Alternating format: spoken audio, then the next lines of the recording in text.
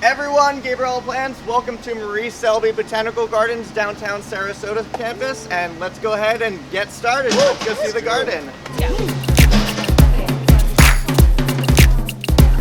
Welcome into the Conservatory.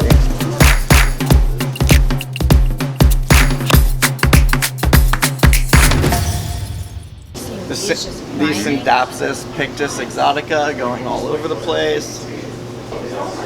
If the goal was there, it's pretty impressive. There's lots of different anthuriums. I see a philodendron up there. There's all different types of club mosses. We have this here is Certosperma johnsonii. It's an aeroid, but it's an aquatic aeroid, and so it'll actually grow sitting in the water, and huge, massive leaves. It's so cool being able to see a lot of the houseplants. I'm going to say it all day that we grow and sell in 4 inch to 6 inch, and being able to see them presented in an environment like this, kind of doing what they actually want to do, is just so amazing. Right?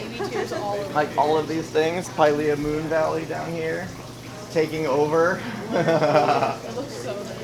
We have Terrace. They're a giant evergreen shrub fern. And so they're actually pretty neat because unlike most ferns, they will actually eject their spores.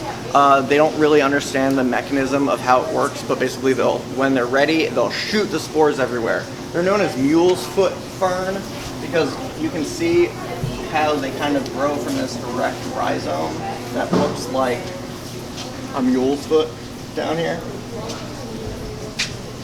And I mean, they will get giant. I'd give it another 5 years and these leaves will be touching the ceiling. Also, I'd like to point out above you, so this is Tillandsia funkiana. It is a clumping, kind of self-branching Tillandsia. So hypothetically, that could have all started from just one individual strand that over 10, 15 years kept dividing off. And they will naturally grow like that in the wild. You'll find them just basically in the forest in huge clumps. Just slowly. Looks like something's going to come out of it. Yeah, right?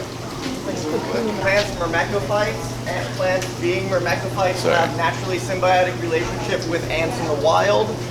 The plants have these cavities inside of them that the ants will go inside and live in, and at that same time the ants then will leave excrement and basically fertilize the plants that they live inside. What is this? A plant for ants? To look at.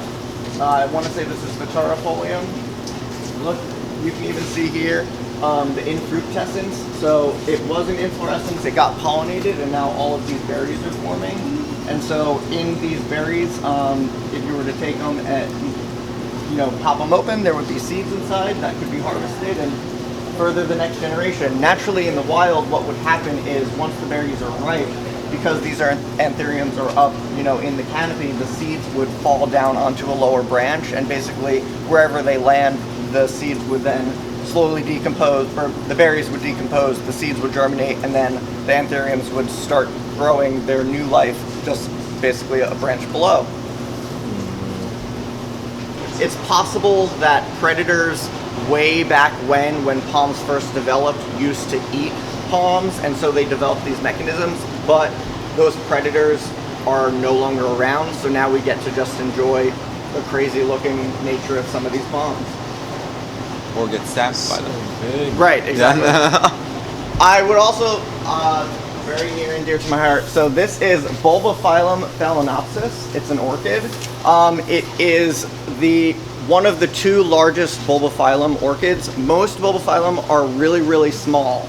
The species epiphyt phalaenopsis is because the leaves resemble that of a typical grocery store phalaenopsis orchid, but it isn't in that genus. It's in the same family, but it's a Bulbophyllum.